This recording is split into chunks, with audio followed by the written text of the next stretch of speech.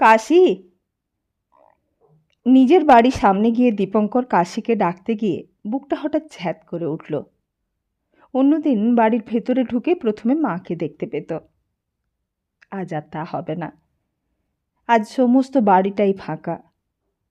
সারা কলকাতা শহরটা ঘুরে বেরিয়েও যেন নিঃসঙ্গতা কমেনি, সমস্ত থেকেও যেন কিছুই নেই। দীপঙ্করের মনে হলো সে যেন নিঃসম্বল হয়ে গেছে, সমস্ত জীবনটাই যেন বিস্বাদ হয়ে গেছে তার। কেউ নেই, কিছু নেই।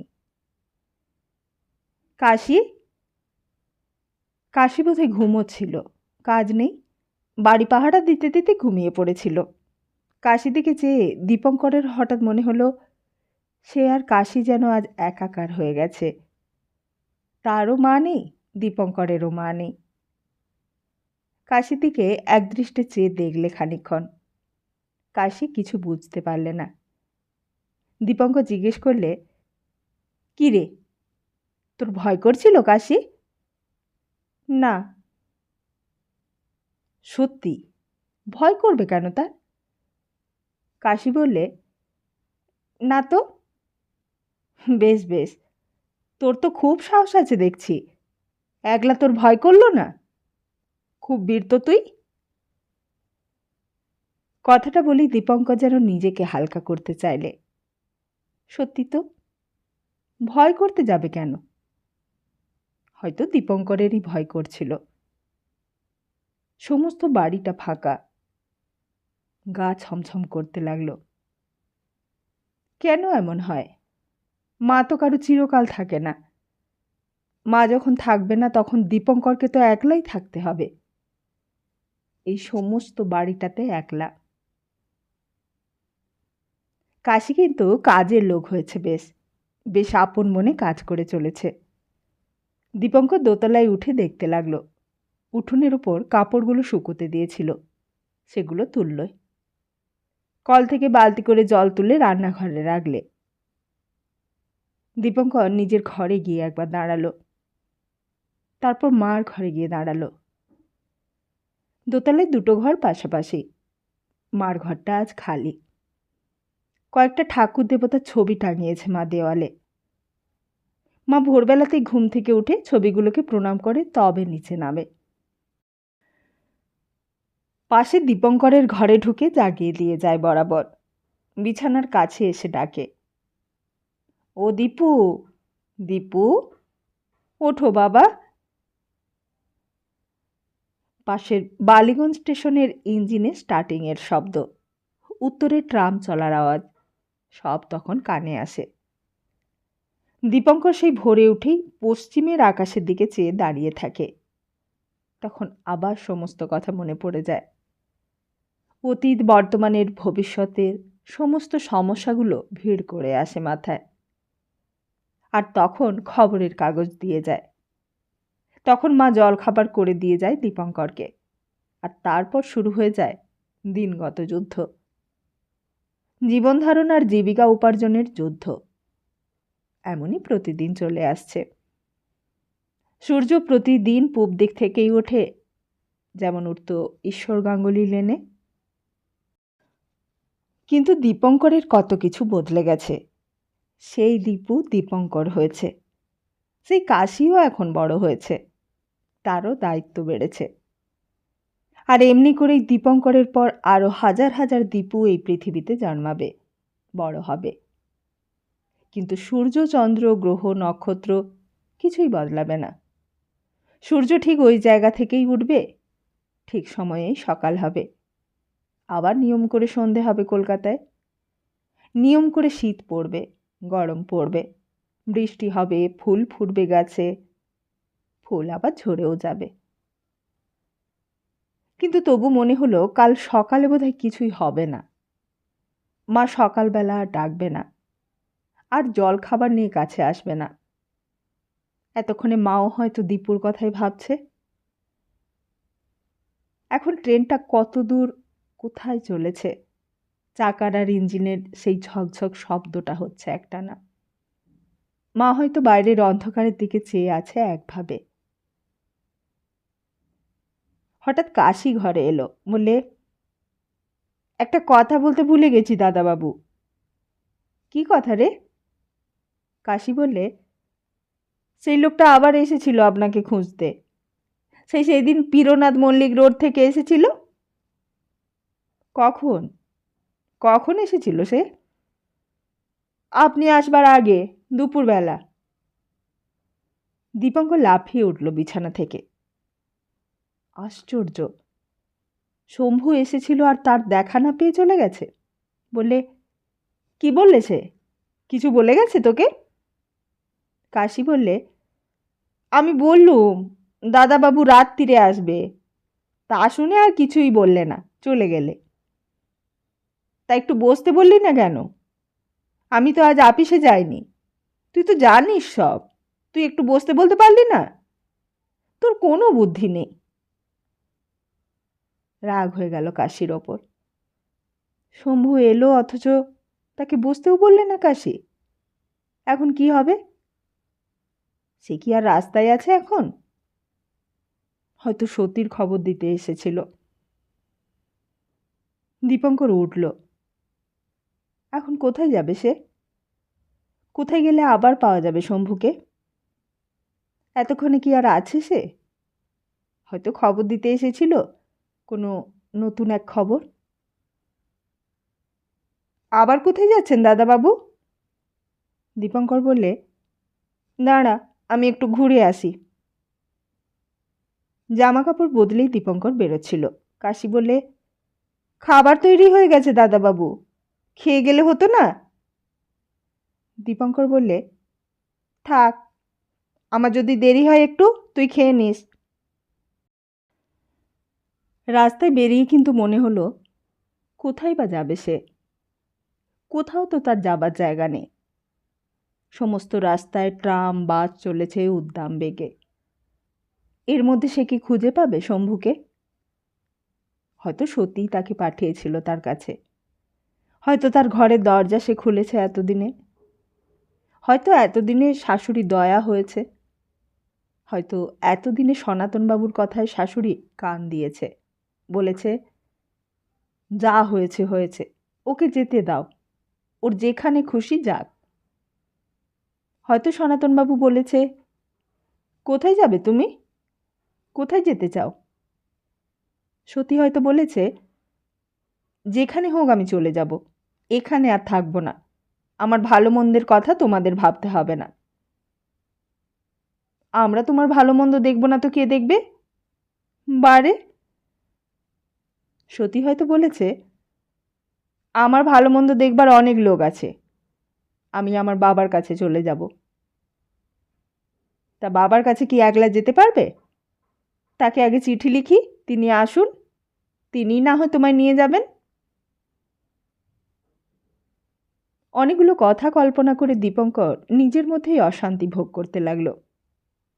এমনও হতে পারে হয়তো শরীর খারাপ হয়েছে খুব, অত্যাচারে, অনিয়মে, রাগে, রোষে একেবারে অচল হয়ে গিয়েছে শরীর। হয়তো শয্যাশায়ী হয়ে পড়েছে। ডাক্তার হয়তো বলে গিয়েছে আর বাঁচবে না। হয়তো সেই খবরটাই দৌড়ে দিতে এসেছিল শম্ভু। দীপঙ্কর ট্রামে উঠে পড়েছিল। হাজরা রোডের মোড়ে পৌঁছতে ট্রাম থেকে নেমে পড়ল। ঝাপসা হয়ে এসেছে জায়গাটা। দু একটা আলো জ্বলতে আরম্ভ করেছে দোকানে দোকানে। একপাশের ফুটপাতে দাঁড়িয়ে দীপঙ্কর অনেকবার ভাবতে লাগল, আবার সেই সতীর বাড়িতে যাবে? যদি আবার তাড়িয়ে দেয় সতী শাশুড়ি? দারোয়ান যদি ঢুকতে না দেয়? কেমন যেন দ্বিধা হতে লাগলো বারবার। দীপঙ্করের মনে হলো সতী যেন তার প্রতীক্ষায় বসে আছে। দীপঙ্কর ছাড়া সতী যেন আর কেউ নেই। হোক অপমান, হোক অত্যাচার, নিজের বাড়ির বউই হোক আর ছেলেই হোক, কাউকেই অত্যাচার করবার কোনো অধিকার নেই কারণ। এ তো সহ্য করাও অন্যায়। সামনে কে একজন আসছিল। দীপঙ্করের মনে হলো যেন চেনা মুখ। কাছে আসতে দীপঙ্কর সামনে এগিয়ে গিয়ে পায়ে হাত দিয়ে প্রণাম করলে। কে বাবা? আমি তো তোমাকে ঠিক চিনতে পারছি না। গায়ে খদ্দরের পাঞ্জাবি, পায়ে সেই শুজ জুতো, গোড়ালির দিকটা দুমড়ে চটি জুতোর মতন হয়ে গেছে, এক মুখ পান, আরও বুড়ো হয়ে গেছে। দীপঙ্কর বললে, স্যার, আমি দীপঙ্কর। ও, তুমি দীপঙ্কর? কেমন আছো বাবা? কি করছো এখন? সঙ্গে আরও 2-4 জন লোক ছিল, তাদেরও পরনে খদ্দরের ধুতি পাঞ্জাবি। তারাও বোধহয় কংগ্রেসের লোক সব। শুনে প্রাণমথবাবু বললেন, খুব খুশি হলাম। তোমার মা তোমাকে অনেক কষ্টে লেখাপড়া শিখিয়েছিলেন, তার কষ্টটাও সার্থক হয়েছে। দীপঙ্কর বললে, আপনি সাহায্য না করলে কিছুই হতো না। প্রাণমথবাবু সেই কথা ধার দিয়েও গেলেন না। বলল, ভালো কথা। সেই তোমাদের অঘোর ভট্টাচার্যের বাড়ির 2 ছেলে এসে সেই দিন কংগ্রেসের মেম্বার হয়ে গেল। তোমার নামও করছিল তারা। মনে আছে, প্রাণমথবাবুকে এতদিন পর দেখে দীপঙ্করের সেই পুরনো কথাগুলোই কেবল মনে পড়ছিল। সেই কিরণ, সেই কিরণের কথাগুলো এতদিন পর মনে পড়েছিল। সেই প্রাণমথবাবুর জেলে যাওয়া, সেই বন্দে মাতরমবালা, সেই ফুলের মালা দেওয়া, সমস্ত কিছু। সুভাষ বোসকে কংগ্রেস থেকে 3 বছরের জন্য তাড়িয়ে দেওয়া হয়েছিল তখন। তাই নিয়ে খবরের কাগজে লেখালেখি চলছে। দীপঙ্কর প্রাণমথবাবুর সঙ্গে কথা বলতে বলতে চলতে লাগলো। প্রাণমথবাবু বলতে লাগলেন, তোমরা সবাই আমার ছাত্র। তোমরা বড় হয়েছ, মানুষ হয়েছ দেখলে আমারই বেশি আনন্দ হয়। দীপঙ্কর বললে, কি আর হয়েছি স্যার, আপনার স্নেহ পেয়েছিলাম, তবু জীবনে কিছু হতে পারলাম। রেলের চাকরি নিয়ে জীবন কাটিয়ে দিতে হলো। তাতে কি হয়েছে বাবা? সবাইকে আমি কি আর কংগ্রেসের কাজ করতে বলি? কংগ্রেসের মেম্বার না হয়েও দেশের কাজ করা যায়। সৎ পথে থাকবে, সৎ আচরণ করবে, তাতেও দেশ সেবা হয়। রেলের কাজই মন দিয়ে করো না, সেও তো এক রকমের দেশ সেবা। দীপঙ্কর কথাগুলো শুনে যেন অন্তরের মধ্যে উৎসাহ পেয়ে গেল। বললে, কিন্তু বড় নীচতা, বড় হীনতার মধ্যে চাকরি করতে হয় স্যার। প্রাণমথবাবু বললেন, কোথায় নীচতা নেই বলো? ও সব জায়গাতেই আছে। রাজনীতিতে কি নীচতাহীনতা নেই? এই দেখো না, সুভাষবাবুকে কিভাবে সরানো হলো কংগ্রেস থেকে। এখন আবার গ্রে ডিসিপ্লিনের চার্জে 3 বছরের জন্য তাড়িয়ে দেওয়া হলো। এও তো এক রকমের নীচতা। কিন্তু এসব ভাবলে চলবে না, এর মধ্যে থেকেই কাজ করে যেতে হবে আমাদের। তারপর হঠাৎ থেমে বললেন, আর হ্যাঁ, সেই কিরণ, কিরণ কোথায় এখন? দীপঙ্কর বললে, তার তো কোনো সন্ধান নেই স্যার। সেই টেরারিস্ট পার্টির মধ্যে ছিল, একদিন হঠাৎই নিরুদ্দেশ হয়ে গিয়েছিল, আর কোনো খবর পাইনি। ওই দেখো, ওই একটা ছেলে নিজের বিশ্বাসের পথ ধরেই চলেছে। ওকে আমিও দোষ দিতে পারি না। নিজের মনের কাছে খাঁটি থাকলে কোনো কাজই দোষের নয় বাবা। নিজের মনের কাছে খাঁটি থেকো, তাহলেই স্বদেশের সেবা করা হবে। আরও খানিকক্ষণ কথা হয়েছিল সেই দিন। সেই প্রাণমথবাবু আজীবন কংগ্রেসের কাজ করে গেলেন।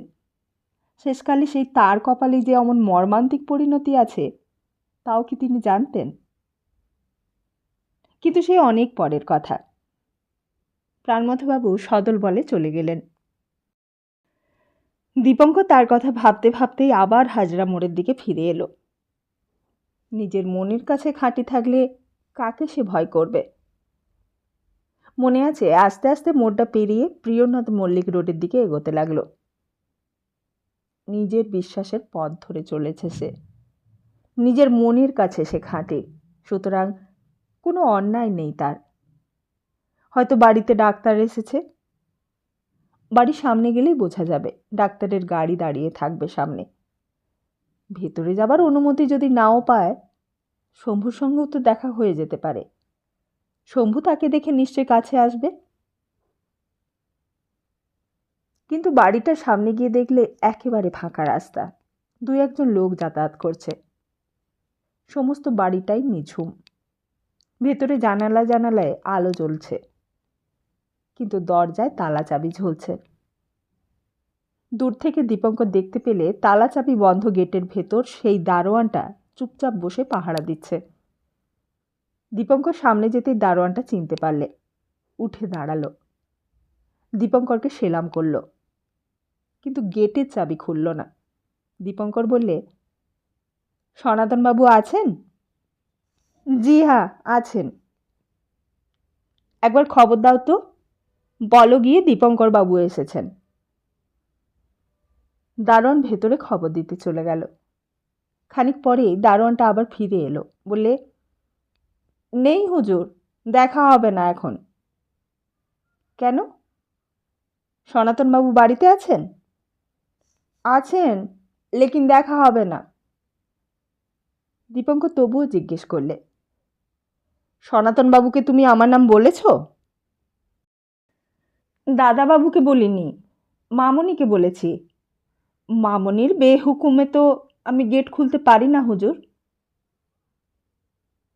দীপঙ্কর কি যেন ভাবতে লাগলো কিছুক্ষণ। অনেকখানি আগ্রহ, অনেকখানি উত্তেজনা নিয়ে এসেছিল। আসবার সময় অনেক দৃঢ় সংকল্পের জাল বুনেছিল মনে মনে। দীপঙ্কর ভেবেছিল, সেই দিনকার ঘটনার পর হয়তো সব মিটমাট হয়ে গেছে। হয়তো সতী সংসারে তার ন্যায্য দাবির প্রতিষ্ঠা করতে পেরেছে, হয়তো শাশুড়ি তার ভুল বুঝতে পেরেছে, হয়তো মানিয়ে গুছিয়ে নিয়েছেন সমস্তই। কিন্তু তাহলে শম্ভু কেন এসেছিল আবার? কেন তাহলে এখনো পর্যন্ত গেটে তালা চাবি দেওয়া? এখনো কি তাহলে সতীর ওপর সেই রকম অত্যাচারই চলেছে? দীপঙ্কর নিজের মনেই ভাবতে লাগলো দাঁড়িয়ে দাঁড়িয়ে। সব জেনেও কি তার ফিরে যাওয়া উচিত? অন্তত সনাতনবাবুর সঙ্গে দেখা করে অবস্থাটা পরিষ্কার করা উচিত। দীপঙ্কর অন্তত বলে যাবে তাকে যে দীপঙ্করের জন্য সতীর ওপর কোনো অন্যায় অত্যাচার হয়, তার সমস্ত দায়িত্ব দীপঙ্করের নিজের। দীপঙ্কর অন্তত সতীর শাশুড়ির সঙ্গে দেখা করে বলে যাবে যে আপনি সতীকে এত কষ্ট দেবেন না। বলবে, আমি সতীর কেউ নই, সতীও আমার কেউ নয়। আপনি বিচক্ষণ মানুষ, আপনি তো সমস্ত বুঝতে পারেন। আমি সতীর শুভাকাঙ্ক্ষী ছাড়া আর কিছুই নই। আমি চাই সতী সুখী হোক, সতী শান্তি পাক। ওর কোনো দোষ নেই, ওর মা নেই, আপনিই ওর মায়ের মতন। আপনিই ওর ভালো মন্দের সব ভার নিন, ওর অন্যায় হলে ওকে বোঝান। আপনার পায়ে পড়ি, ওকে আর এমন করে কষ্ট দেবেন না। শাশুড়ি হয়তো বলবে, এ আমার বউয়ের ব্যাপার, আমি বুঝবো। তুমি কে? তুমি কেন আমাদের ঘরোয়া ব্যাপারে মাথা গলাতে আসো বাবা? তখন কি বলবে দীপঙ্কর? তখন কি জবাব দেবে? সত্যি কি সতীর ভালো মন্দের ব্যাপারে দীপঙ্করের কোনো দায়িত্ব নেই? সেই গেটের সামনে দাঁড়িয়ে আকাশ পাতাল ভাবতে লাগলো দীপঙ্কর। এত ভীরু সে, এত দুর্বল, সামান্য বাধাটুকু ঠেলে ভেতরে ঢোকবার সাহসও নেই তার। কিসের ভয়? এক্ষুনি তো চিৎকার করে বাইরে থেকে ডাকা যায় সনাতনবাবুর নাম ধরে। এই বাড়ির ভেতরেই একজন মেয়ে মানুষের ওপর অত্যাচার হচ্ছে, এই কথা এখানে দাঁড়িয়ে উঁচু গলায় তো ঘোষণা করা যায়। প্রাণমথবাবুর কথাও তো ঠিক, নিজের মনের কাছে খাঁটি থাকলেই তো হলো। এই ত্রিপুরী কংগ্রেস থেকেই তো বোঝা গেছে সর্দার বল্লভভাই প্যাটেল, গোবিন্দ বল্লভ পন্থ, মৌলানা আবুল কালাম আজাদ, ডক্টর রাজেন্দ্র প্রসাদ, ভুলাভাই দেশাই, সরোজিনী নাইডু, পণ্ডিত নেহেরু, 15 জনের মধ্যে প্রায় 13 জন ওয়ার্কিং কমিটির মেম্বারই নিজেদের নাম তুলে নিয়েছে। সুভাষ বোস কংগ্রেসের প্রেসিডেন্ট থাকলে আমরা কেউ কমিটিতে থাকব না। তোমার কাজ আমরা অচল করে তুলব। প্রাণমথবাবুর মতো লোকও বলেছিলেন, এই সময়ে কেন মহাত্মা গান্ধী গেলেন রাজকোটে হাঙ্গার স্ট্রাইক করতে? ত্রিপুরী কংগ্রেসের পর গেলেই তো চলতো। কিন্তু সঙ্গের একজন লোক বলেছিলেন, কিন্তু মাস্টারমশাই, সুভাষবাবু তো 205 ভোটে পৌভি সীতারামিয়া বাবুকে হারিয়ে দিলেন। তবুও মহাত্মাজি বললেন, আফটার অল সুভাষবাবু is not an enemy of his country. আজকের এই ঘটনা হয়তো কাল লোকে ভুলে যাবে। কালকের নতুন সমস্যার ভিড়ে আজকের এই অভিমন্যুবধের পালার কথা হয়তো কারোর মনে থাকবে না। কিন্তু আজ থেকে 10 বছর পর, 20 বছর পর কিংবা 50 বছর পরেও হয়তো কোনো সাহিত্যিক এই ঘটনা নিয়ে উপন্যাস লিখবে। 1950 কিংবা 1960-70 সালে হয়তো আবার এই ঘটনায় নতুন করে লিখতে বসবে কোনো ঐতিহাসিক। সেই দিন ইতিহাস বিধাতাও কি মুখ বুজে চুপ করে বসে থাকবে? সব তো চিত্রগুপ্তের খাতায় লেখা থাকছে। সেদিন হয়তো দীপঙ্কর থাকবে না, এই প্রাণমথ বাবুও থাকবেন না, ওই মৌলানা আবুল কালাম আজাদ, ভুলাভাই দেশাই, ওই সর্দার বল্লভভাই প্যাটেল, সরোজিনী নাইডু কেউই থাকবেন না সেদিন। সেদিন কে মুখ বন্ধ করবে তাদের? ইতিহাস তো কারোর হাত ধরা পুতুল নয়। ঋগ্বেদের যুগ থেকে শুরু করে সমুদ্রগুপ্ত অশোকের যুগ পেরিয়ে মোহাম্মদ ঘুরির আমলও পার হয়ে পৌঁছেছে সেই ব্রিটিশ যুগে। কেউ চেপে রাখতে পেরেছে ভারত ভাগ্য বিধাতাকে? কেউ খুঁজ দিতে পেরেছে ভারত ভাগ্য বিধাতাকে? কেউ কাউকে কড়ি দিয়ে কিনতে পেরেছে চিরকালের জন্য? লর্ড লিলনিথগো, লর্ড আরউইন, কেউ পেরেছে? কেউ পারবে? দারোয়ানটা তখনও চুপ করে দাঁড়িয়েছিল দীপঙ্করের মুখের দিকে চেয়ে। দীপঙ্কর তখনও প্রাণমথবাবুর কথাগুলোই ভাবছিল। প্রাণমথবাবুর মতো লোক তিনিও কিনা বলে গেলেন, নিজের মনের কাছে খাঁটি থাকাটাই আসল কথা। সত্যি তো, কিরণ তো ভুল করেনি। কিরণ তো নিজের বিশ্বাসের পথই বেছে নিয়েছে। মনের কাছে সে তো খাঁটি থেকেছে। আর যদি কেউ তাকে দেখতে পায় এখানে, হয়তো ভাববে দীপঙ্কর এখানে কেন, এরকম সময় এই বাড়ির সামনে কেন, এই তালাবন্ধ দরজার সামনে সে কি করছে একলা একলা? আজ এখন দীপঙ্করের নিজের বাড়িটা বড্ড ফাঁকা। কাশি হয়তো এতক্ষণে রোয়াকের ওপর শুয়ে শুয়ে ঘুমিয়ে পড়েছে। হয়তো খাওয়াও হয়নি তার। কোনো কাজ নেই তার, কোনো দায়িত্বও নেই। মা হয়তো এতক্ষণ ঘুমিয়ে পড়েছে ট্রেনের মধ্যে। হয়তো কমলা লেবু খায়নি, ডাবও খায়নি। সন্তোষ কাকা কি আর পিড়াপিড়ি করবে খাবার জন্য? দায় পড়েছে সন্তোষ কাকার। হঠাৎ দীপঙ্কর কান খাড়া করে উঠল। কে যেন কাঁদছে না? যেন অনেক দূরে আকাশের উঁচু থেকে কার নিঃশব্দ কান্না ভেসে আসছে। অঘোর দাদু, তুমি ভুল বলেছিলে। আমার ছেলে মানুষ পেয়ে তুমি ভুল বলেছিলে। আমার ছেলে মানুষ পেয়ে তুমি ভুল শিখিয়েছিলে। কিছুই কেনা যায় না কড়ি দিয়ে। আমি তোমার কথা শুনবো না। 33 টাকার ঘুষ দিয়ে রেলে চাকরি শুধু কেনা যায়। সম্মান, প্রতিপত্তি, প্রতিষ্ঠা এসব কেনা যায়, কিন্তু তার বেশি কিছুই কেনা যায় না।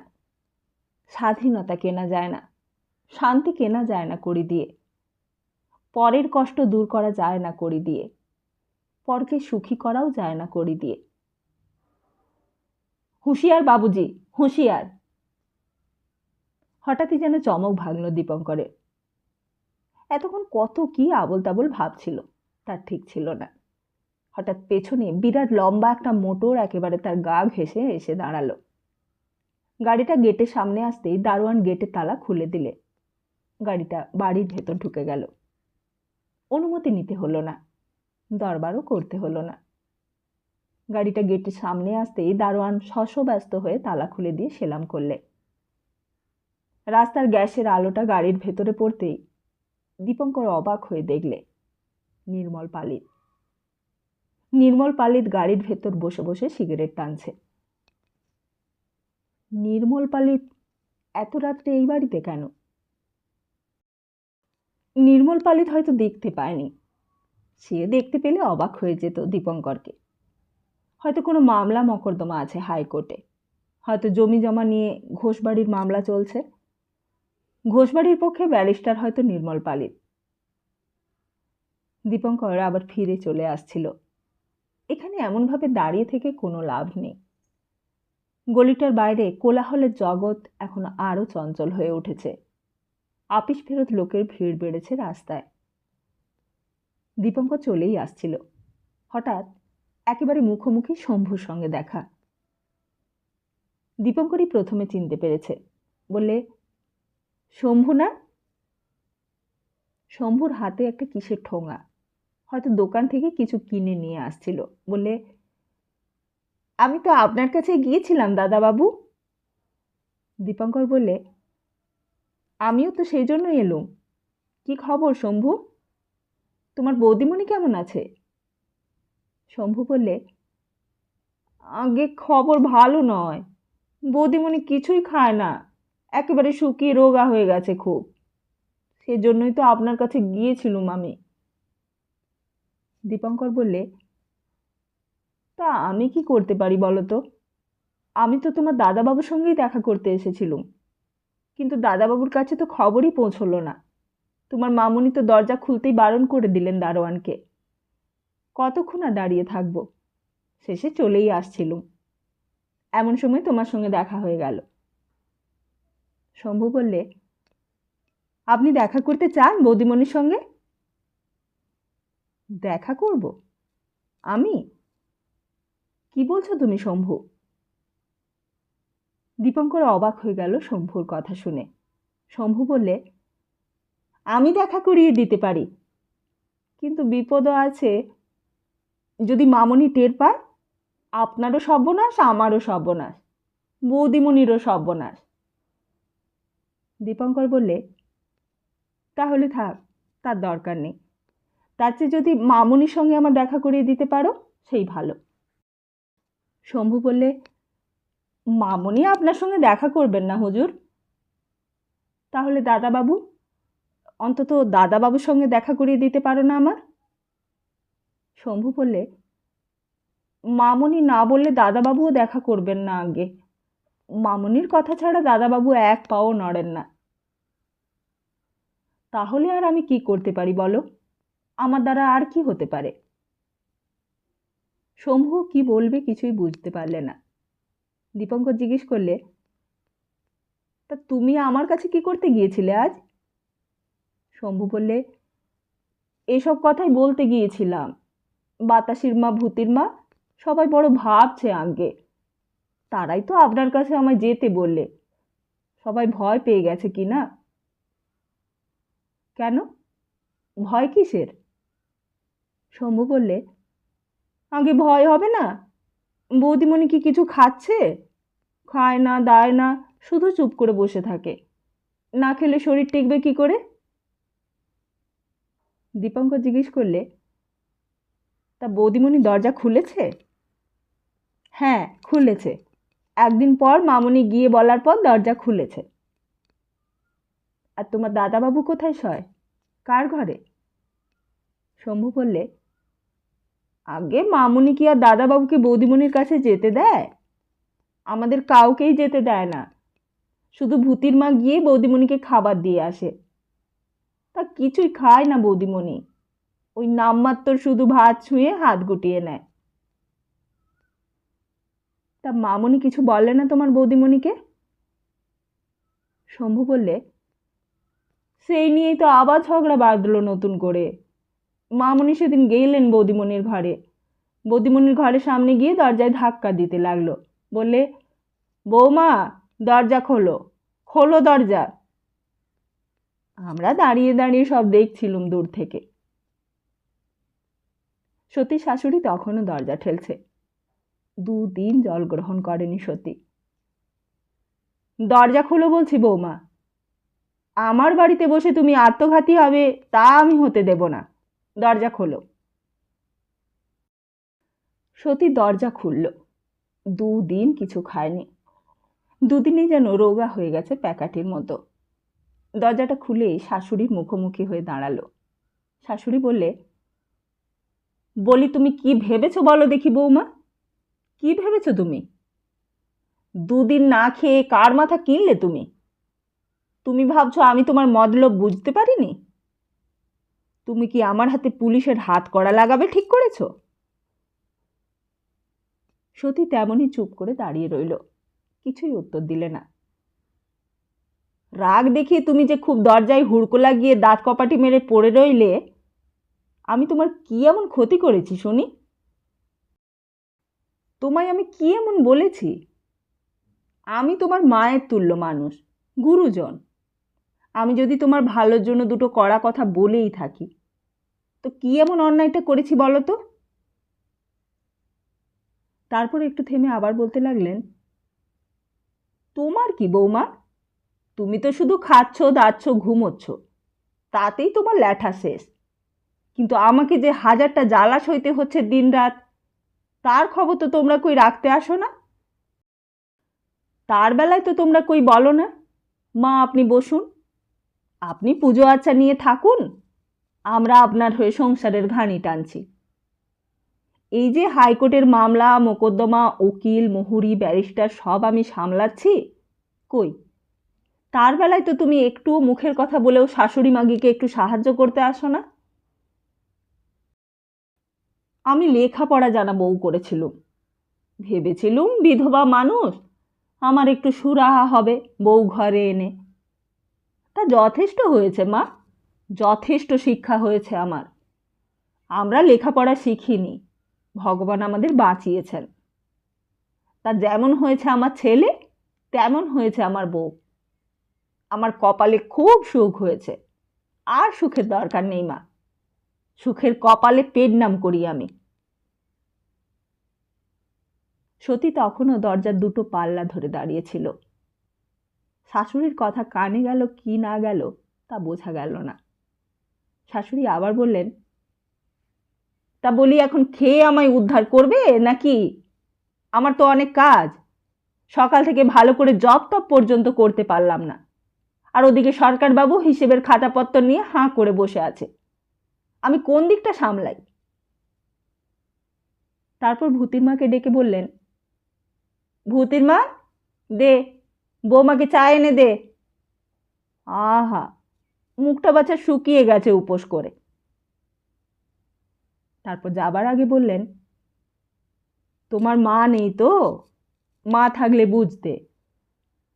আর আমার দেখো দেখিনি, মা বাপ দুজনের দিকই সামলাতে হচ্ছে। তা তোমাকে এসব বলা বৃথা বৌমা, তুমি এত কথা বললে বুঝবেও না। বাপ বরাবর টাকা পাঠিয়েছে আর তুমি পরের বাড়িতে থেকে লেখাপড়া করেছো। বৈষয়িক ব্যাপারের হ্যাপা তুমি বুঝবে কি করে বৌমা? তোমার বাবা হলে বুঝতেন। তিনি জানতেন টাকা উপায় করা যত শক্ত, টাকা রাখা তার চেয়ে আরো শক্ত। আর এইসব যে আমি করছি, এসব কার জন্যে? আমার জন্যে? আমি তো দুদিন পর ড্যাং ড্যাং করে চলে যাব, তখন তোমাদেরই তো ভুগতে হবে। তোমাদেরই সংসার নয় ছয় হয়ে যাবে, আমি আর কদিন। পিঠে খেতে তো সকলেরই আরাম, পিঠের ফোড় গুনতে তো সেই আমি। কথাগুলো বলে শাশুড়ি চলে যাচ্ছিলেন। সতী হঠাৎ বললে, আমার বাবাকে একটা চিঠি লিখে দিন, আমাকে এসে তিনি নিয়ে যাবেন। শাশুড়ি ফিরে দাঁড়ালেন, বললেন, কি বললে? বললাম আমার বাবাকে আপনি চিঠি লিখে দিন, তিনি যেন আমাকে এখান থেকে নিয়ে চলে যান। এখানে থাকলে আমারও জ্বালা, আপনাদেরও জ্বালা। শাশুড়ি কি যেন একটু ভাবলে, তারপর বললে, তাতে বাপের জ্বালা বাড়বে বই কমবে না তো। তুমি কি ভাবছো বাপের কাছে গেলে তোমার জ্বালা কমবে? নিজেও জ্বলবে, বাপকেও জ্বালাবে। তা জলে যদি সে জ্বালা আমি জ্বলবো, আমার নিজের বাবাকে জ্বালাবো, আপনাদের তো আর জ্বালাতে আসবো না। শাশুড়ি বললেন, খুব মেয়েকে জন্ম দিয়েছিল বটে তোমার বাবা। এক মেয়ে বাড়ি থেকে পালিয়ে গিয়ে জ্বালিয়েছে, আবার তুমিও শ্বশুর বাড়ি থেকে পালিয়ে গিয়ে জ্বালাও। আমি হলে এমন মেয়েকে ঝাঁটা মেরে বিদেয় করতুম না, সত্যি কঠিন হয়ে উঠল। বললে, আমার বাবাকে খবর দেবেন কিনা বলুন। তুমি আমায় ভয় দেখাচ্ছ নাকি? শাশুড়িও এতক্ষণে কঠোর দৃষ্টিতে চাইলেন সতীর দিকে। সতী দমল না। বললে, ভয় দেখানো যদি মনে করেন তো ভয় দেখাচ্ছি, আর নইলে আপনার দুটো পায়ে পড়ছি। আমার বাবার কাছে পাঠিয়ে দিন আমাকে, নইলে আমি আর পারছি না। শাশুড়ি বললেন, বৌমা, তোমার এই ছিঁচকাঁদনে কান্না শুনলে আমার গা জ্বালা করে। তোমায় আমি কি হেনস্থা করেছি যে তুমি আর পারছো না? তোমার কোন অভাবটা আমি রেখেছি শুনি? তোমার পেট ভরে খেতে দিই না? তোমার শাড়ি গয়না পরতে দিই না? তুমি বুড়ো মানুষের মুখের সামনে মিছে কথাটা বলতে পারলে? সতী কিছুই উত্তর করলে না। শাশুড়ি আবার বলতে লাগলেন, সোনাকে তো তোমার ঘরে শুতে বারণ করিনি। তুমিই তো ঢং করে দরজায় হুড়কো লাগিয়ে মটকা মেরে পড়ে রইলে। তা বাছা আমার কোথায় শয় বলো দেখিনি? সে তো আমার ছেলে বলে আর বানের জলে ভেসে আসেনি। তাই আমি তাকে বললাম, বৌমা দরজায় হুড়কো দিয়েছে, তাতে কি হয়েছে? তুই আমার ঘরে শো। আমি তো এখনো মরিনি। আমি যতদিন বেঁচে আছি ততদিন তোর কোনো ভাবনা নেই। আমি মরলে তখন ওই বউ তোর গলায় ঠ্যাং দিয়ে তোকে ঘেলে মারবে, দেখে নিস। রাত্রে মামুনি বললেন, সোনা, আজকে তুমি তোমার ঘরে শও গে বাবা। সনাতনবাবু বললেন, কেন মা? আমার তো কোনো অসুবিধাই হচ্ছে না। তা না হোক, বৌমা দরজা খুলেছে, তুমি তোমার ঘরেই যাও। সনাতনবাবু সতীর ঘরে গিয়ে দরজা ঠেলতে লাগলেন। সতী অনেকক্ষণ পর দরজা খুলে দিলে। বললে, এ কি, তুমি এলে যে? সনাতনবাবু বললেন, আজ আমি এই ঘরেই শোব।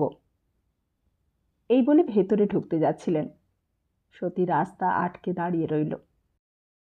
সনাতনবাবু বললেন, কি হলো, পথ ছাড়ো।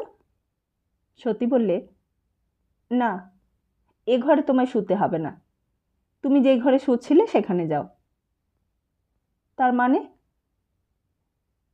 সনাতনবাবু বিচলিত হলেন না, যেন রুখে দাঁড়ালেন সতীর সামনে। সতী বললে, তার মানে তোমাদের দয়ার দ্বার নিয়ে আর আমি বেঁচে থাকতে চাইনি। ভেবেছ আমার কাছে শুয়ে আমাকে তুমি কৃতার্থ করে দেবে? ভেবেছ তুমি আমার পাশে শুলে আমি ধন্যী হয়ে যাব? আমার নারী জন্ম সার্থক হবে? বলতে বলতে হঠাৎ সনাতনবাবুর বুকের ওপর মাথা রেখে হাউ হাউ করে কাঁদতে লাগলো সতী। সে কান্না আর থামতেই চায় না যেন। সনাতনবাবুর বুকের মধ্যে ব্যাকুল হয়ে মাথা ঘষতে লাগলো। সনাতনবাবু বিব্রত হয়ে পড়লেন। বললেন, আরে ছি ছি, এ কি, কাঁদতে আরম্ভ করলে কেন? কি করেছি আমি? সতী মুখ তুলল। বললে, আজ তুমিই বলছো তুমি কি করেছো? তুমি যদি অন্যরকম হতে তাহলে আমার ভাবনা ছিল। তুমি যদি আমার দিকে হতে, আমি এমন করে দগ্ধে দগ্ধে মরতে পারতুম? তুমি আমার সহায় হলে আমি যে সব কষ্ট সব দুঃখ হাসি মুখে সহ্য করতে পারতুম। সনাতনবাবু বললেন, তা আমি তো তোমারই দিকে, আমি তো তোমারই। কি যে ছেলে মানুষই করো। সতী বললে, তুমি যদি আমার হবে তাহলে আমার অপমান হলে তোমার তো কই গায়ে লাগে না। তুমি যদি আমারই হবে, আমার জন্য তো তুমি এতটুকু ভাবো না। কে বললে আমি তোমার জন্য ভাবি না? ভাবো? আমার জন্য তুমি ভাবো? আমার কথা সারাদিনে একবারও তোমার মনে পড়ে? তাহলে আমার ঘরে অচেনা লোককে নিয়ে এলে তুমি তো কই জিজ্ঞেস করো না, কে সে? আমি যখন বাড়ি থেকে বেড়াতে চলে যাই, তুমি তো কই জিজ্ঞেস করো না কোথায় গিয়েছিলুম। এই যে আমাকে বাড়িতে আটকে বন্দি করে রাখা হয়েছে, কাউকে চিঠিও লিখতে দেওয়া হয় না, কারোর সঙ্গে কথাও বলতে দেওয়া হয় না, তার জন্য তুমি তো কই কিছুই বলো না। তুমি তো আমাকে বকো না, তুমি তো কই আমাকে শাসন করো না। সনাতনবাবু অবাক হয়ে গেলেন। বললেন, শাসন করব? তোমাকে? কেন, কি করেছো তুমি?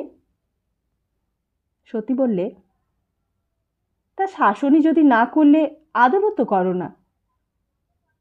বারে, তা বলা নেই কওয়া নেই, আদরই বা হঠাৎ করতে যাব কেন? তা আদরই যদি না করবে তাহলে বিয়ে করতে গিয়েছিলে কেন? কে তোমায় মাথা দিব্যি দিয়ে বিয়ে করতে বলেছিল? কেউ তো তোমার হাত পা বেঁধে জবরদস্তি করে আমার গলায় ঝুলিয়ে দেয়নি। সনাতনবাবুর বুকে তখন সতী মাথাটা হেলিয়ে রেখেছে। সনাতনবাবু বললেন, এইসব কি আবোল তাবোল বলছো বলো দেখিনি তুমি? আমি কিছুই বুঝতে পারছি না তোমার কথার মাথা মুন্ডু। সতী হঠাৎ নিজেকে বিচ্ছিন্ন করে নিলে। সনাতনবাবুকে দূরে ঠেলে দিয়ে বললে, এটুকু যদি বুঝতে না পারো তাহলে যাও, বুঝে দরকার নেই তোমার, তোমাকে বুঝতেও হবে না। কেন তুমি তাহলে আমার ঘরে শুতে এসেছিলে? যেখানে শুচ্ছিলে সেখানেই শুতে যাও। কে তোমায় ডেকেছে? কে বলেছে তোমায় আসতে? যাও তুমি, তোমার মুখ আমি দেখতে চাই না। এই বলে ঘরের দরজাটা সনাতনবাবুর মুখের উপরেই দড়াম করে বন্ধ করে দিলে সতী।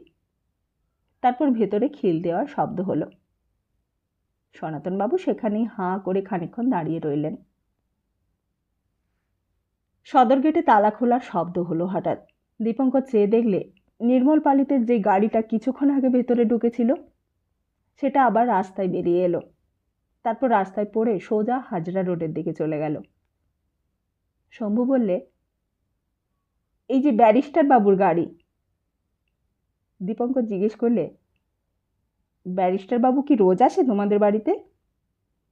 শম্ভু বললে, হ্যাঁ, রোজই তো আসে। মামলা বেঁধেছে কি না, মামনির সঙ্গে ব্যারিস্টার বাবুর পরামর্শ হয়। দাদাবাবু তো মামলা মোকদ্দমার কিছুই বোঝে না, মামনিই সব করে। তা এত মামলা মোকদ্দমাই বা কিসের? কি নিয়ে মামলা? তা জানি নে, মামলা তো লেগেই আছে, চিরকাল দেখে আসছি বাড়িতে। তা সম্পত্তি থাকলেই হয়তো মামলা হয়। দীপঙ্করের অনেক দেরি হয়ে যাচ্ছিল। দীপঙ্কর জিজ্ঞেস করলে, তা যাকগে, তারপর কি হলো? আগে তারপর আর কি হবে, দাদাবাবু আস্তে আস্তে বেরিয়ে এসে বারান্দা দিয়ে সিঁড়ি দিয়ে এলো। তারপর সিঁড়ি দিয়ে নিচে একতলায় নিজের লাইব্রেরি ঘরে গিয়ে আবার বইপত্র নিয়ে পড়তে বসলো। পড়তে বসলে তো আর দাদাবাবুর জ্ঞান থাকে না না কোনো দিকে। তা ঘুমোলেন কখন? শম্ভু বললে, ওই চেয়ারে পড়তে পড়তেই কখন মাথাটা টেবিলের ওপর কাত করে ঘুমিয়ে পড়েছেন, খেয়ালই ছিল না। আমি যখন ভোরবেলা ঘর ঝাড় দিতে গেছি দেখি তখনও ঘরে বাতি জ্বলছে আর দাদাবাবুর মাথাটা টেবিলের ওপর হেলে পড়েছে। আমি গিয়ে ঠেলে তুললাম, বললাম, দাদাবাবু পড়ে যাবেন যে, উঠুন। ও দাদাবাবু। দাদাবাবু ধর্মর করে উঠল। চারিদিকে চেয়ে যেন খেয়াল হলো সব। বললে, কটা বাজলো রে শম্ভু, এখন কত রাত্রির? আমি বললুম, রাত কোথায় দাদাবাবু, এখন যে সকাল হয়ে গেছে। আমি ঘর ঝাড় দিতে এসেছি, উঠুন, আপনি যে পড়ে যাচ্ছিলেন। আমার কথা শুনে দাদাবাবু উঠে দাঁড়িয়ে চোখ মুছতে লাগলো। দাদাবাবুর কাণ্ড দেখে আমারও মায়া হলো। ভাবলুম দাদাবাবুর কপালের দুর্ভোগ, নইলে দাদাবাবুই বা কি দোষ করেছে? আর কাকেই বা দোষ দেব বলুন? কারোরই তো দোষ নেই। বাড়ি ফিরে আসবার পথে দীপঙ্কর সেই কথাগুলোই ভাবছিল। কার দোষ? কে দোষী? সতী, না সনাতনবাবু, নাকি সতীর শাশুড়ি? কাকেই বা দোষ দেওয়া যায়? মামলা মোকদ্দমা নিয়ে সতীর শাশুড়ি ব্যতিব্যস্ত। সেই কতকাল আগে একদিন সমস্ত ভার মাথায় পড়েছিল তার। এমনি শক্ত হাতে সব না সামলালে কি এতদিনে এই সংসার টিকত? সেই দিনকার সেই পূর্বপুরুষের আমলের সমস্ত নিয়মকানুন, সমস্ত ক্রিয়া অনুষ্ঠান সবই তো চালিয়ে যাচ্ছেন। মামলা মোকদ্দমা তো নিজেই করছেন। কোথায় সংসারের কোন কোণে কি ঘটছে সব কিছুর ওপরেই তো তাকেই নজর রাখতে হচ্ছে। তিনি ছাড়া আর কে আছেন? আর তিনি যদি হাল ছেড়ে দেন তাহলে সমস্ত যে রসাতলে যাবে। তিনি যদি ছেলের বউকে শাসন না করেন, যদি নিজের ইচ্ছে মতো তাকে শিখিয়ে পড়িয়ে না নেন, তো তার অবর্তমানে সবই যে ধ্বংস হয়ে যাবে। সংসার করলেই তো আর হলো না। সংসারের আরামের দিকটাও যতখানি, সংসারের কর্তব্যের দিকটাও ততখানি। মা আছে বলেই দীপঙ্কর এতদিন সংসারের সেই দিকটা বুঝতে পারেনি। আর দীপঙ্করের আর কতটুকুই বা সংসার, ভাড়াটে বাড়ি, দুটো মাত্র লোক, তবু তাই নিয়েই তো মা হিমশিম খেয়ে যাচ্ছে দিনরাত। কিন্তু সতীদের বাড়ির চাকর বাকর, ঝি, মালি, ড্রাইভার, দারোয়ান, ম্যাথর, ঠাকুর, গাড়ি, বাগান, মামলা, ট্যাক্সো, পুজো, আর্নিক, সমস্ত কিছুর পেছনে একটি মাত্র মানুষ। আর সেই একটি মাত্র মানুষই যে আজীবন এই বাড়িতে বউ হয়ে আসার পর থেকে একলাই সব চালিয়ে আসছে, সেই মানুষ যদি কড়া না হয় তো চলবে কি করে? শম্ভু বলেছিল, আপনি যদি বৌদিমণির সঙ্গে দেখা করতে চান বলুন, আমি দেখা করিয়ে দিতে পারি। দীপঙ্কর অবাক হয়ে গিয়েছিল। কি করে দেখা করাবে? শম্ভু বলেছিল, সে আমি সব পারি। পেছনের খিড়কির দরজায় আমি ডবল চাবি করে নিতে পারি। ওই যখন সবাই ঘুমোবে তখন সেই দরজা দিয়ে আমি আপনাকে বৌদিমণির ঘরে নিয়ে যেতে পারি। দীপঙ্কর বললে, না থাক, তার আর দরকার নেই। তার চেয়ে একটা কাজ করতে পারো। কি কাজ? তোমার বৌদিমণির বাবার ঠিকানাটা জোগাড় করে দিতে পারো? আমি তাহলে তাকে একটা চিঠি লিখে দিতে পারি সমস্ত কিছু জানিয়ে। আর এরকম করে থাকলে তোমার বৌদিমণি আর কতদিন বাঁচবে? বাবা এলে তিনি হয়তো একটা কিছু ব্যবস্থা করতে পারেন, কিংবা টেলিগ্রামও করে দিতে পারি তাকে, যত শিগগির চলে আসেন। শম্ভু কি যেন ভাবলে, তারপর বললে, আমি বলে দেখব। দীপঙ্কর বললে, তুমি ঠিকানাটা পেলেই আমার বাড়িতে আমাকে দিয়ে যেও। শম্ভু বললে, তাহলে আসি দাদাবাবু, ভূতির মার মুড়ি আনতে গিয়েছিলুম, এতক্ষণে মুড়ি বোধহয় মিইয়ে গেল। আমি কালকেই বৌদিমণির কাছ থেকে ঠিকানাটা নিয়ে আপনাকে গিয়ে দিয়ে আসব। শম্ভু চলে গেল। গড়িহাটা পর্যন্ত এসেও দীপঙ্কর সেই কথাই ভাবছিল। এই যে আশেপাশে কত মানুষ ট্রামে বাসে করে চলেছে, সকলেই কি নিজের নিজের সমস্যায় জর্জর? সকলেই কি দীপঙ্করের মতো নানা কথা ভাবছে, নানা ভাবনায় জড়িয়ে পড়েছে? সকলেরই তো ফর্সা জামা কাপড়, সকলেরই তো দাড়ি কামানো পরিষ্কার পরিচ্ছন্ন চেহারা। দীপঙ্করের মতোই কি সবাই সকাল থেকে গভীর রাত পর্যন্ত অক্লান্ত চিন্তায় অস্থির? কিন্তু কই, কারোর মুখ দেখে তো তা বোঝা যাচ্ছে না। কেউ নিরুদ্বিগ্ন মনে বই পড়ছে, আবার কেউ জানালার বাইরে চেয়ে আছে, কেউ পাশের লোকের সঙ্গে হাসি ঠাট্টা গল্প করছে। হয়তো সবাই তার মতো, কিংবা হয়তো কেউই তার মতো নয়। উদয়াস্ত পরিশ্রম করে জীবিকা অর্জন করছে আর সহজভাবেই গ্রহণ করছে জীবনকে। যা না চাইতেই আসে তাও প্রত্যাখ্যান করে না, আর যা চাইলেও পাওয়া যায় না তার জন্য হা হুতাশও করে না। সেই রকমই তো ভালো ছিল। তবে দীপঙ্কর কেন এমন হলো? কেন বিধাতা পুরুষ তাকে এমন করে গড়লে? কেন সহজভাবে সব কিছুই গ্রহণ করতে পারে না সে? কেন ভুলতে পারে না? কি করলে সব কিছু ভোলা যায়? ভুলের দেবতা তুমি ভোলানাথ, কি করলে তোমাকে তুষ্ট করা যায়? কি করলে ভোলানাথ হতে পারে সে? গড়িয়াহাটার মোড়ের কাছে আসতেই হঠাৎ খেয়াল হলো, এই তো একটু হেঁটে গেলেই তো লক্ষ্মীদির বাড়ি। এক্ষুনি গিয়ে তো লক্ষ্মীদির কাছ থেকেই ভুবনেশ্বর বাবুর ঠিকানাটা জোগাড় করা যায়। কিন্তু লক্ষ্মীদি কি ঠিকানাটা দেবে? সামনেই একটা ট্যাক্সি দাঁড়িয়েছিল। দীপঙ্কর ট্যাক্সির দরজা খুলে ভেতরে গিয়ে বসলো, বলে, Dhakuria level crossing. Punjabi taxi driver. সার অনেকগুলো ট্যাক্সি দাঁড়িয়েছিল। একজনের বরাত খুলে গেল। ট্যাক্সিটা চলতে আরম্ভ করতে মনে হলো একটু তাড়াতাড়ি করাই ভালো। কাশিটা হয়তো অনেকক্ষণ বসে আছে জেগে, কিংবা হয়তো না খেয়ে ঘুমিয়ে পড়েছে।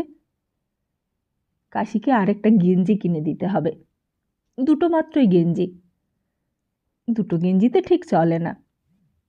ওর বয়সে দীপঙ্কর অনেক কষ্ট করেছে, কিন্তু পরের বাড়িতে তার মতো চাকরের কাজ করতে হয়নি। এই রক্ষে! কখন লেভেল ক্রসিংটা পেরিয়ে এসেছিল খেয়াল ছিল না। হঠাৎ খেয়াল হয়েছে রাস্তাটির বাগবার মুখে। দীপঙ্কর বলে, আরেকটু পিছে হটো, আরেকটু পিছে। দরকার নেই, এইটুকু হেঁটে গেলেই চলবে। কিন্তু তারপরেই মনে হলো ট্যাক্সিটা ছেড়ে দিয়েই বা কী লাভ হবে। আগে দেখাই যাক না লক্ষ্মীদিরা এখানে আছে কিনা। হয়তো লক্ষ্মীদি এখানে আর নেই, বাড়িটা তেমনিই আছে। সেই সামনে একটা নর্দমা। নর্দমাটা পেরিয়ে বাড়ির ভেতর ঢুকতে হয় একটা গলি দিয়ে। গলির মুখে একটা দরজা। দরজাটা তখনও খোলা। ঢুকতে গিয়েও কেমন একটু দ্বিধা হতে লাগলো। অনেক দিন পর ঢুকছে। সেই দিনকার সেই ঘটনার কথাটাও মনে পড়ে গেল। এখনও কি সেই অনন্তবাবু আছে এখানে? লোকটা সত্যিকার স্ক্রাউন্ডেল। আর দাতারবাবু? গলিটা দিয়ে একটু এগিয়ে যেতে যেন অনেক লোকের গলার আওয়াজ পাওয়া গেল। গলির শেষেই ঘরটা, সেখান থেকেই আওয়াজটা আসছে, যেন কেউ চিৎকার করছে। আবার সঙ্গে সঙ্গে হাসির আওয়াজ। আবার অনেক লোকের কথা, বিভিন্ন ভাষায় কথা বলছে সবাই। এত লোক এই বাড়িতে কোথা থেকে এলো? কারা এরা সব? এখানেই বা কি করতে এসেছে? তবে কি লক্ষ্মীদিরা চলে যাবার পর অন্য লোকেরা এসেছে এই বাড়িতে? অন্য লোকেরা বাস করছে? একটু এগিয়ে গিয়ে একটা জানালা। জানালাটা খোলাই ছিল। খোলা জানালার ভেতর দিয়ে সব দেখা গেল এক নিমেষে। আশ্চর্য! অনেকদিন পর যখন এই ঘটনার কথা মনে পড়েছে দীপঙ্করের, তখন অবাক হয়ে গিয়েছে। এমন অবস্থার মধ্যে দিয়ে যাকে কাটাতে হয়েছে সেই লক্ষ্মীদি বা জীবনের মোড় এমন করে কি করে ফেরালে? কোন মন্ত্র জানতো লক্ষ্মীদি? কোন জাদু জানতো? দীপঙ্করের কতবার মনে হয়েছে লক্ষ্মীদি এ কী করছে? এ যে সর্বনাশে চূড়োই উঠেছে লক্ষ্মীদি। এইখান থেকে পা ফসকালে যে একেবারে রসাতলে তলিয়ে যাবে। লক্ষ্মীদির মুখের দিকে তখন ভালো করে তাকানো যেত না। চেয়ে দেখলে ঘেন্না হতো। লক্ষ্মীদির চোখ দুটোর চারিপাশে কালো দাগ পড়ে গিয়েছিল। সেই গালের লাল আভাটুকু কোথায় উবে গিয়েছিল। ভাবাও যেত না একদিন এই লক্ষ্মীদি পায়ে ঘুঙুর পরে নাচত, গায়ে শাড়িটা আট করে কোমরে জড়িয়ে নাচত। আর সেই দিন সেই লক্ষ্মীদির হাতের মার খাবার জন্যই কত লোভ হতো দীপঙ্করের। সেই লক্ষ্মীদিকে দেখবার জন্য পাড়ার ছেলেরা তার কলেজে যাবার সময় জটলা করে দাঁড়িয়ে থাকত। যারা গান গেয়ে গিয়ে বন্যার চাঁদা চাইতে আসত, তারা দোতলায় লক্ষ্মীদির দিকে চেয়ে গান গাইতে ভুলে যেত। আর সেই সব দিনের কথা কি দীপঙ্কর জীবনে ভুলতে পারবে? আজ এতদিন পর আবার সেই লক্ষ্মীদির কাছে আসতেই হয়েছে। যদিও দীপঙ্কর আর সেই দীপঙ্কর নেই। সেই দিনকার সেই গরিব দীপঙ্কর এখন চাকরি করছে, ভালো চাকরি করছে। 10 জনের মাথায় উঠেছে। সবাই খাতির করে, সবাই নমস্কার করে। এখন সমীহ করে সবাই কথা বলে তার সঙ্গে। চাকরির জন্য, প্রমোশনের জন্য, কনফার্মেশনের জন্য অনেকেই খোশামত করে, কিন্তু কেউই জানে না ভেতরে ভেতরে সে বদলায়নি। অন্তরের অন্তঃস্থলে এখনও সেই শিশুটি তার লুকিয়ে আছে। সেই এখনও বেগুনি ফুলুরি তেলে ভাজা খেতে চায়, এখনও আনন্দে আত্মহারা হয়ে ওঠে, বেদনায় বুক ফেটে কান্না বেরিয়ে আসে। জানালা দিয়ে দেখতে দেখতেও লজ্জায় ঘেন্নায় দীপঙ্করের বুকটা যেন ফেটে যেতে লাগলো। বোধহয় 5-6 জন লোক মেঝে মাদুরের ওপর বসে আছে, বসে বসে তাস খেলছে। আর শুধু তাসই নয়, সকলের সামনে গ্লাস রয়েছে। গ্লাসের মধ্যে যা রয়েছে তা দীপঙ্কর চিনতে পারলে। আর সকলের মাঝখানে টাকা, নোট, পয়সা অনেক জমা রয়েছে। এক হাতে টাকা ছুঁড়ছে আর এক হাতে তাস। আর গা ঘেঁষে বসে আছে লক্ষ্মীদি। লক্ষ্মীদি খেলা দেখছে আর হাসছে খিলখিল করে। যারা খেলছে তাদের চিনতে পারলে না দীপঙ্কর। কারা এরা? অনন্তবাবু তো নেই এদের মধ্যে। সে কোথায় গেল? একজন হঠাৎ চিৎকার করে উঠল, কুইন অফ স্পেডস! আরো যেন কি সব বললে। দীপঙ্কর বুঝতে পারলে না। দীপঙ্কর তো তাসই খেলতে জানে না, তাহলে তাসের কথা বুঝতে পারবে কি করে? আর বোঝবার উপায়ও ছিল না। সেই ভদ্রলোকের চিৎকারের সঙ্গে সঙ্গে একটা হট্টগোল উঠল। সেই হট্টগোল আর থামে না। একজন বললে, আমি শিম খেলেছি, আমার কি দোষ? কিন্তু হট্টগোল আর থামে না। চিৎকার, হইচই, হট্টগোল। লক্ষ্মীদি হঠাৎ একজনের পাশে গিয়ে গা ঘেঁষে বসে তার হাত দুটো চেপে ধরলে, বললে, তুমি চুপ করো সুধাংশু। সুধাংশু বললে, বারে, তুমি আমাকে চুপ করতে বলছো? আমি ব্লাইন্ড খেলেছি, আমি কেন চুপ করব? আমি বলছি, তুমি চুপ করো সুধাংশু। লক্ষ্মীদি এমনভাবে চাইলে সুধাংশুর দিকে যে দীপঙ্করও সেই চাউনি দেখে চমকে উঠল।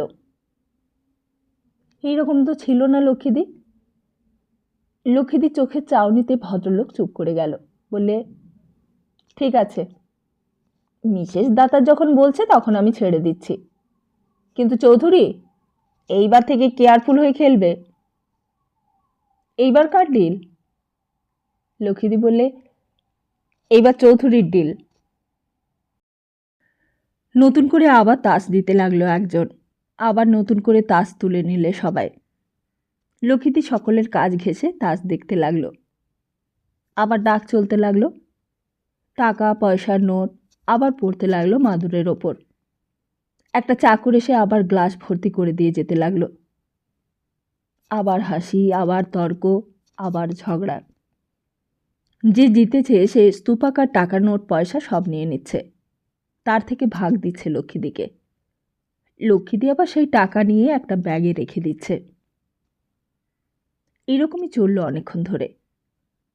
সবাই অবস্থাপন্ন, সবাই বেশ শিক্ষিত ভদ্রলোক বলে মনে হলো। কি আনন্দেই না আছে এরা, কি উৎসাহ খেলায়। পৃথিবীর কোথায় কি ঘটছে, কোথায় কি চলছে, কোনো দিকেই এদের খেয়াল নেই। সবাই যেন একই ছোঁয়াকে বাঁধা। এরা সবাই কি এইখানে এই বাড়িতেই থাকে নাকি? কোথায় শয়, কোথায় খায়, আর কোথায় বা চাকরি করে? এরা কারা? ট্রয়! একজন চিৎকার করে উঠল। হাসির হুল্লোড় পড়ে গেল সঙ্গে সঙ্গে। ভদ্রলোক তাড়াতাড়ি টাকা পয়সাগুলো নিজের কোলের দিকে টেনে নিলে। লক্ষ্মীদিও তার থেকে ভাগ নিলে আর নিজের ব্যাগে রেখে দিলে। লক্ষ্মীদি বলে উঠল, চৌধুরীর আজকে লাক ফিরে গেছে সুধাংশু, ওর সঙ্গে আর পারবে না। সুধাংশু বললে, আমার তো বরাবরই লাকটা খারাপ মিসেস দাতার। দাঁড়াও, আমি তোমার লাক ভালো করে দিচ্ছি। এই বলে লক্ষ্মীদি সরে গিয়ে সুধাংশুর ঠিক পেছনে একেবারে তার পিঠ ঘেঁষে বসলে। তারপর আবার খেলা চলতে লাগলো, আর সঙ্গে সঙ্গে সব টাকা পয়সাগুলো জমতে লাগলো সুধাংশুর পকেটে। চৌধুরী বললে, ওকে বড় জিতিয়ে দিচ্ছেন মিসেস দাতার, একটু আমার দিকেও কৃপা বর্ষণ করুন। লক্ষ্মীদি বললে, তোমার লাভ ফিরিয়ে দিলে আগে তুমি কি দেবে বলো? চৌধুরী খেলতে খেলতে বললে, আমি আপনাকে সব দিতে পারি মিসেস দাতার। লক্ষ্মীদি তেমন হাসতে হাসতেই বললে, সব দিয়ে দিলে তোমার বউয়ের জন্য কি থাকবে চৌধুরী? বউয়ের জন্য রইল আমার দেনা। এই বলেই হো হো করে হেসে উঠল চৌধুরী, আর সঙ্গে সঙ্গে সবাই হেসে উঠল। আবার চাকরটা এসে গ্লাস ভর্তি করে দিয়ে গেল। লক্ষ্মীদি এক মনে খেলা দেখতে লাগলো সুধাংশুর পিঠ ঘেঁষে। সুধাংশু লক্ষ্মীদিকে একটা সিগারেট এগিয়ে দিয়ে বললে, সিগারেট খাবেন নাকি মিসেস দাতার? লক্ষ্মীদি বললে, দিচ্ছ খাবো। বলেই সত্যি সত্যি সিগারেট মুখে দিলে লক্ষ্মীদি, আর সুধাংশু দেশলাই ধরিয়ে দিলে। আর সত্যি সত্যি লক্ষ্মীদি সিগারেটে টান দিতে লাগলো। ধোঁয়াও বেরোতে লাগলো মুখ দিয়ে। মুখ থেকে ধোঁয়া ছাড়বার কায়দা দেখে দীপঙ্করের মনে হলো লক্ষ্মীদি যেন সিগারেট খেতে জানে। সিগারেট খাওয়ার অভ্যেস আছে বেশ। খেয়ে যেন বেশ আরাম পেতে লাগলো। দীপঙ্কর আর দাঁড়াতে পারলে না। সমস্ত শরীরটাই যেন রি রি করে উঠল। এখানে যেন না এলেই ভালো হতো। না এলে তো আর এই জিনিস দেখতে হতো না। কেন এলো সে? কেন দীপঙ্কর এখানে আসতে গেল? কে তাকে আসতে মাথার দিব্যি দিয়েছিল? ট্যাক্সিটার ভাড়া মিটিয়ে দেওয়া হয়নি, এখনো দাঁড়িয়ে আছে রাস্তায়। দীপঙ্কর গলিটা দিয়ে আবার ফিরে চলতে লাগলো। এইসব কি হয়ে গেল? সমস্তই যেন আমূল বদলে গেল মানুষের সমাজের। ব্যস্ত ছিল লক্ষ্মীদি, ব্যস্ত ছিল সতী, ব্যস্ত ছিল মিস মাইকেল, ব্যস্ত ছিল ছিঁড়ে ফোটারাও, ব্যস্ত ছিল বিন্তিদি। কিন্তু কোথায় যেন একটা সুতোয় টান পড়ল, আর সবাই বদলে গেল। দীপঙ্করের চোখের সামনেই যেন সব বদলে গেল। সমস্ত কলকাতা শহরটাই বদলে গেল।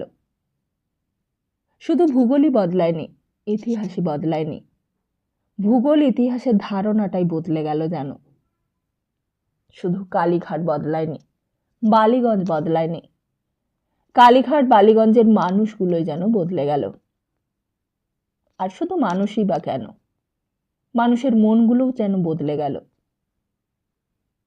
কোন এক অদৃশ্য লোকের ইঙ্গিতে যেন কালীঘাট, বালিগঞ্জ, কলকাতা, পৃথিবীর সব কিছুই অন্যরকম হয়ে গেল। আর শুধু তো পৃথিবী নয়, বিগত, বর্তমান, অনাগত সমস্ত কিছুই যেন অন্যরকম হয়ে গেল। কি আশ্চর্য! দীপঙ্করই কি একরকম আছে? দীপঙ্করের সেই বয়সটা না থাক, দীপঙ্করের চোখটাও কি সেই একই রকম আছে? দীপঙ্কর কি এখনো সেই আগেকার মতো রাস্তায় ছেঁড়া জামা, ছেঁড়া চটি পরে ঘুরতে পারে? সেই আগেকার মতো তেলে ভাজা, আগেকার মতো চিনিবাদাম চিবোতে চিবোতে ঘুরে বেড়াতে পারে? এখন তো ফর্সা জামা কাপড়, ফর্সা কোট প্যান্ট, ফর্সা ধুতি শার্টের দরকার হয়। ফর্সা জামা কাপড়ের সঙ্গে তার মনটাও কি বেশি ফর্সা হয়েছে? তার খাতির হয়তো বেড়েছে, তার মাইনে হয়তো বেড়েছে, কিন্তু মনুষ্যত্ব, মনুষ্যত্ব কি এক তিলও বেশি বেড়েছে তার? মনুষ্যত্ব বাড়লে দীপঙ্কর তো আজ সনাতনবাবুর সঙ্গে দেখা করে কথা বলে আসতো, কথা বলে সতীর অপমানের প্রতিকার চাইতো। মনুষ্যত্ব বাড়লে তো আজ দীপঙ্কর লক্ষ্মীদির সঙ্গেও দেখা করে কথা বলে আসতো, কথা বলে লক্ষ্মীদির অধঃপতনের প্রতিকার করত। দীপঙ্কর বাইরে এসে আবার ট্যাক্সিতে উঠল। সিগ ড্রাইভার তখনও হাঁ করে বসেছিল। তার ভাড়া উঠছে মিটারে। দীপঙ্কর বললে, হ্যাঁ চলো। কিন্তু অসহায়ের মতো যদি শুধু সমস্ত কিছু দেখা ছাড়া আর কিছুই সে করতে না পারে, তাহলে কেন এসেছিল সে এখানে? দীপঙ্কর কি ভয় পেয়ে গেল নাকি? লক্ষ্মীদিকে তার এখনো ভয়? লক্ষ্মীদিকে ভয় করবার কি আছে এখন? এখনো কি লক্ষ্মীদি তার চেয়ে অনেক বড় আছে? এখনো কি লক্ষ্মীদি তাকে সেই ছোটবেলাকার মতো চাটি মারতে পারবে? আশ্চর্য! লক্ষ্মীদির চেহারাটা তার চোখের সামনে স্পষ্ট ভেসে উঠল। লক্ষ্মীদি যেন তখনও তার চোখের সামনে খিলখিল করে হাসছে আর সিগারেট টানছে, যেন কায়দা করে তখনও লক্ষ্মীদি তার চোখের সামনে সিগারেটের ধোঁয়া ছাড়ছে। দীপঙ্কর নিজের দুর্বলতায় নিজেই লজ্জায় পড়ল। তারও তো অধিকার আছে, অধিকার আছে প্রতিকার করবার, অধিকার আছে প্রতিবাদ করবার। হঠাৎই দীপঙ্কর চিৎকার করে উঠল, ঘুরিয়ে নিয়ে চলো ট্যাক্সি, ঘুরাও। ড্রাইভার অবাক হয়ে গেছে, পেছন ফিরে দীপঙ্করের দিকে চাইলে। দীপঙ্কর বললে, যেখান থেকে উঠেছিলাম ওখানে আবার নিয়ে চলো। ট্যাক্সি আবার ঘুরল, আবার গিয়ে দাঁড়ালো লক্ষ্মীদের বাড়ির সামনে। সত্যি তো, তারও তো অধিকার আছে প্রতিকার করবার, তারও অধিকার আছে প্রতিবাদ করবার।